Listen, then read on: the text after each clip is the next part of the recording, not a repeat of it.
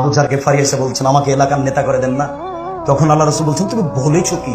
আরে দায়িত্ব তো নেতৃত্ব, দায়িত্ব তো আমানো। তুমি কথা বলো কি করে? দায়িত্ব তো চালাবে উমার, যার কাছে 19 পনে 20 হয় না, যার কাছে পনে 20 হয় না, তার নাম উমার। এরপরে উমার বলছেন যে আমি আগে যা নেকি করেছিলাম, যখন আমি নেতৃত্ব শুরু করেছি তখন থেকে মরা পর্যন্ত যা করেছি সমান সমান হলে আলহামদুলিল্লাহ। যদি বাঁচি, করতে যদি পার হয়ে যেতে পারি তাহলে আলহামদুলিল্লাহ। মানে দায়িত্ব পালন করতে গিয়ে যা করেছি এতে যদি খালি বিচারের মাঠে সমান সমান বেঁচে যায় তাহলে আলহামদুলিল্লাহ। এই কথা উমার বলছে।